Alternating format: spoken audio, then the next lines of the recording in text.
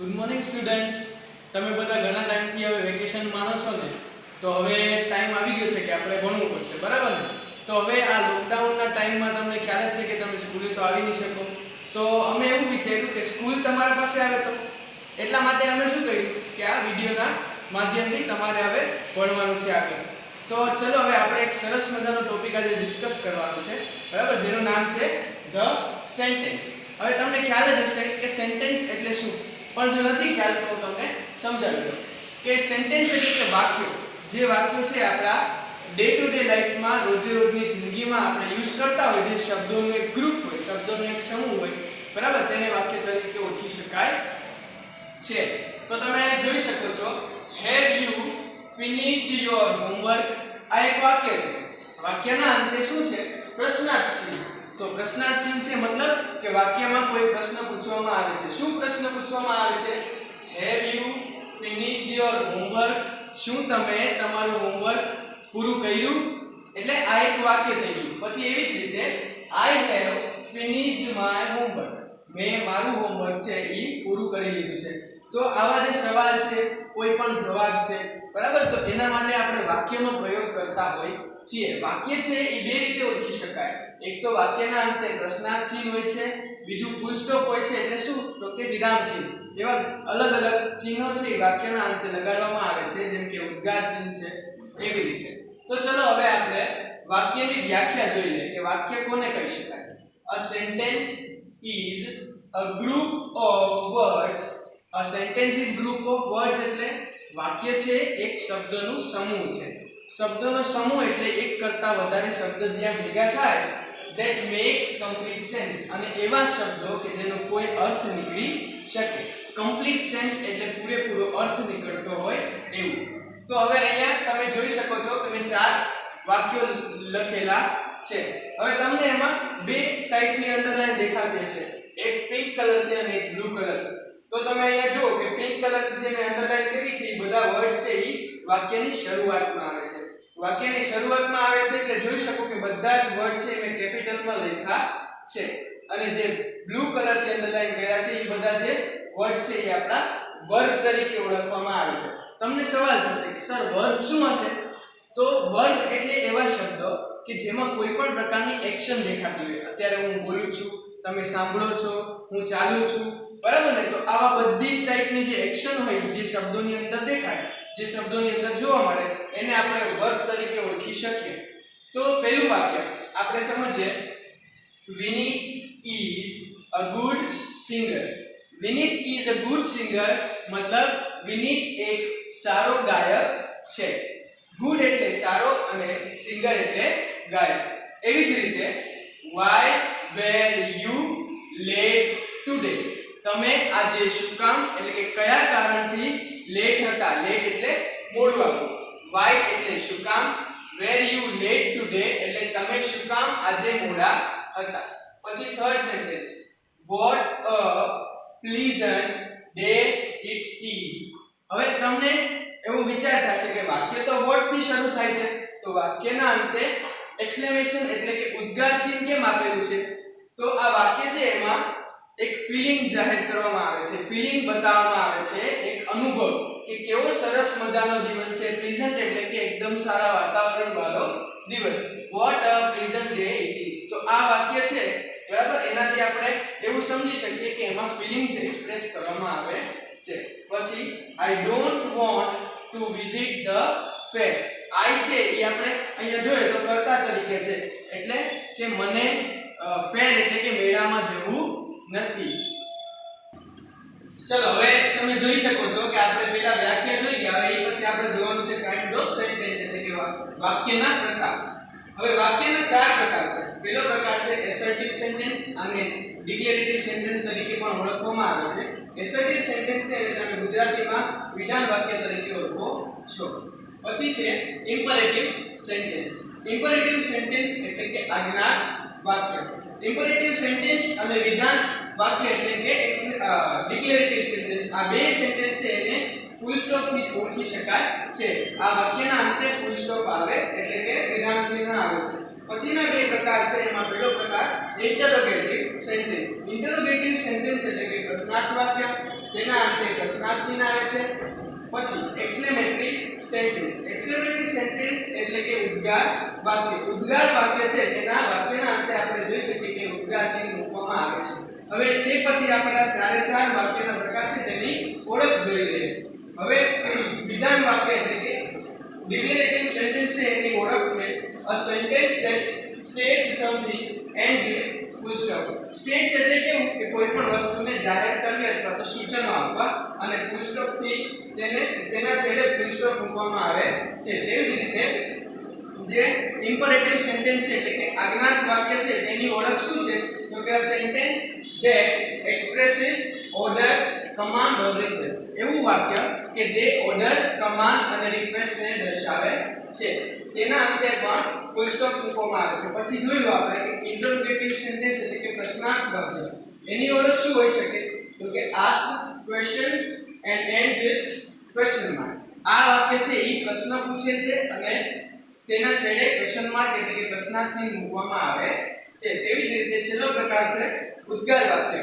ઉદ્ગાર વાક્ય છે તેની ઓળખ શું હોઈ શકે? તો કે એક્સપ્રેસિસ સ્ટ્રોંગ ફીલિંગ એન્ડ ઇમોશન. એક્સપ્રેસિસ એટલે કે દર્શાવે છે. શું દર્શાવે છે? તો કે કોઈ પણ સ્ટ્રોંગ ફીલિંગ, આપણા જે કંઈ પણ આપણે ફીલ થતું હોય અને આપણા જે ઇમોશન હોય, લાગણીઓ હોય તેને વ્યક્ત કરતું વાક્ય એટલે એક્સક્લેમેટરી સેન્ટેન્સ. આપણે જે વાક્યના ચાર પ્રકાર જોયા એમાંથી હવે પહેલા પ્રકારને આપણે ડિટેલમાં સમજશું. એસર્ટિવ એટલે કે વિધાન વાક્ય. એસર્ટિવ સેન્ટેન્સ છે તેનું ડેફિનેશન શું છે? ચલો જોઈ લઈએ. Sentence which simply say or states something. એવું વાક્ય કે જે સામાન્ય રીતે કોઈ પણ વસ્તુ કહે છે, બરાબર, અથવા તો કોઈ પણ વસ્તુને જાહેર કરે છે.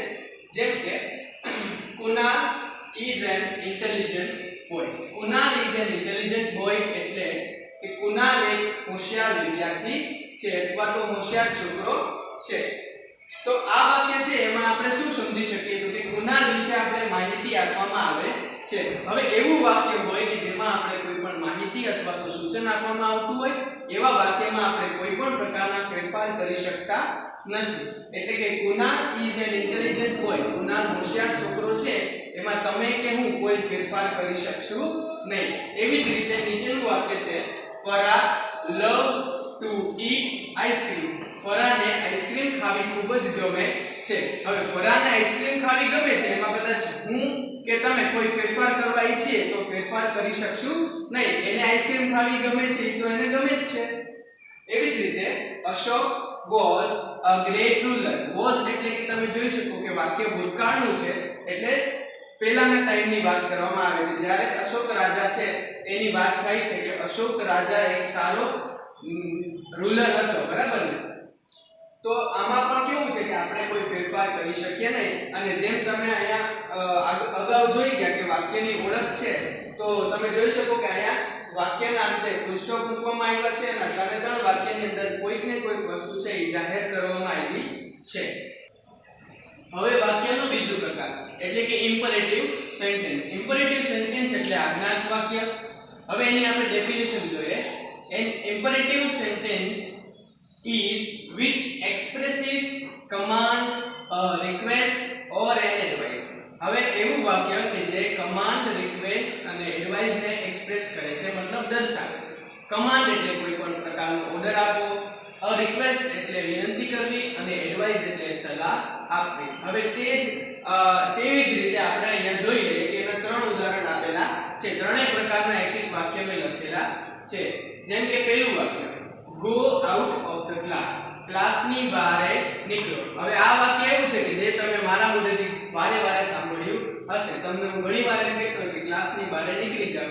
એવી જ રીતે go out of the class એટલે શું થાય? તો કે ઓર્ડર આપતા હોય એવું દર્શાવે છે. આ વાક્ય શું દર્શાવે છે? કે તમને કોઈ પણ પ્રકારનો ઓર્ડર મળી રહ્યો છે. પછી second sentence please pass me the sugar. Please અને કાઇન્ડલી આવા શબ્દોથી જ્યારે શરૂઆત થાય ત્યારે વાક્યમાં વિનંતી કરતા હોય એવું દેખાય છે. Please pass me the sugar મતલબ મને મહેરબાની કરીને ખાંડ એટલે કે સુગર પાસ કરો, મારા સુધી પહોંચાડો.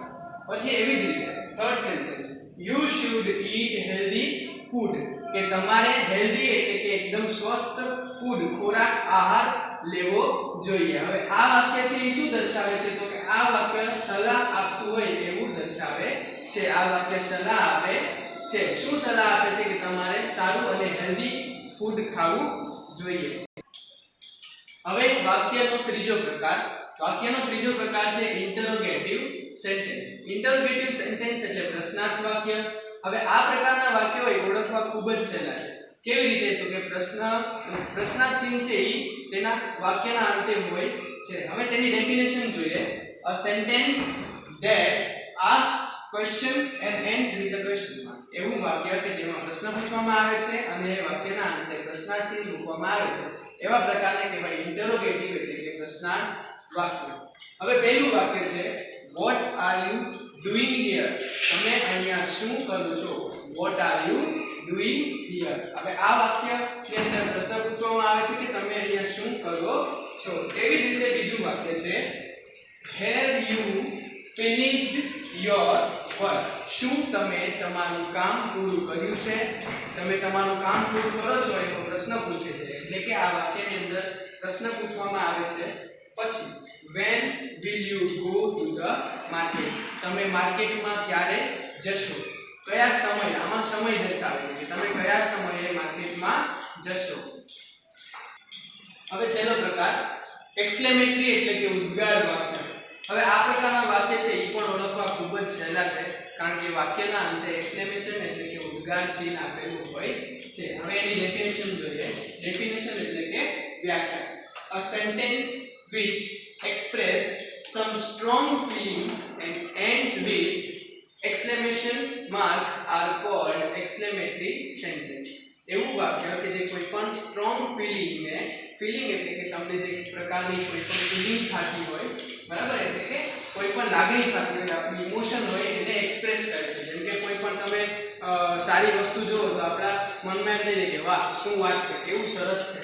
એવી જ રીતે જો એક્ઝામ્પલ આપેલા છે, 3 એક્ઝામ્પલ છે અહીંયા. પહેલું what a beautiful dress it was.